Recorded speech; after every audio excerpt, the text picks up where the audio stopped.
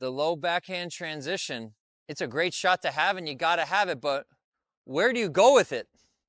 So, one of my golden rules was basically 80% of the time you go and approach to the backhand side because one can generate enough power and spin to blast it through you or dip it down with tons of spin. So the slice backhand, I would be here and I would slice it cross court and I could come in and I could cover the net, right? I could come in and cover the forehand volley, or if they went cross court, I could cover the backhand volley.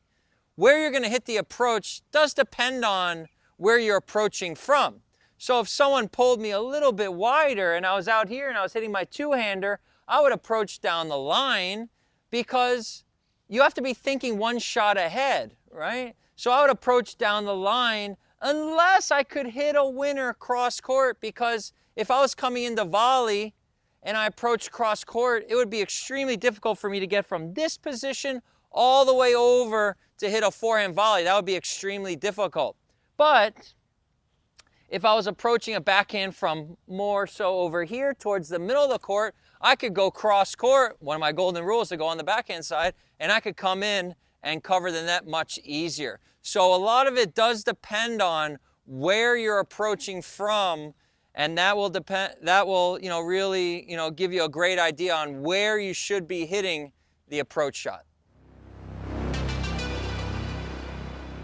With this low slice backhand, many times you want to play short.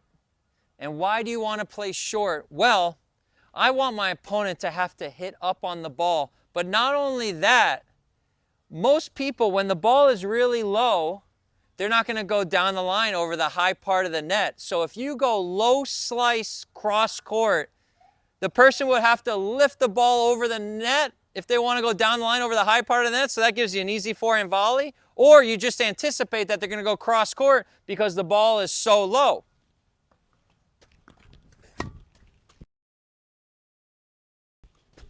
Just like that. I kept it low, I went short, and then they have to hit up on the ball. And so if they go down the line, it gives me an easy volley. Or if they go cross court, I'm going to anticipate that, because most likely if the opponent is a smart player across the net, they're going to go cross court.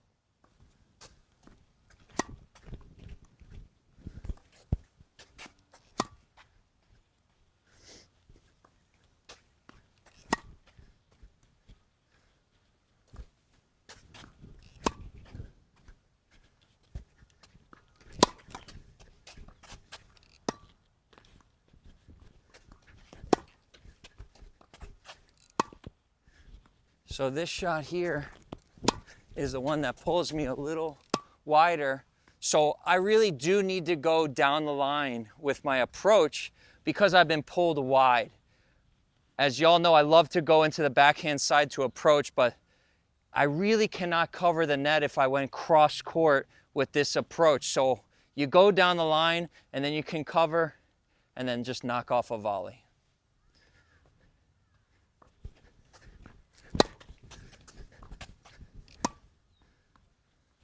So the ball's up a little high, right? So if I have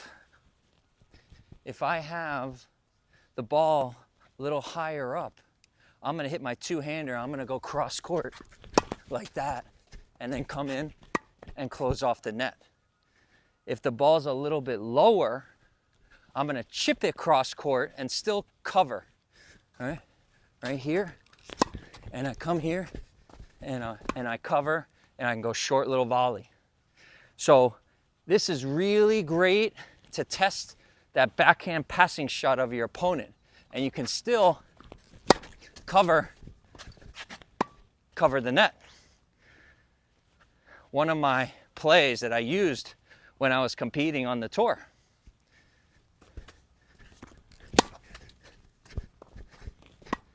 Right there. So the backhand approach, you have to understand where you are on the court as to where you're going to hit that approach, whether it's to go down the line or cross court. If you get pulled a little wide, you have to go down the line unless you can hit a winner cross court. If you're towards the middle of the court or a little off the center of the court and the ball's low, you can slice it cross court and come in, or you can take it on the rise cross court and come in, and you can cover the net very well because you haven't been pulled wide.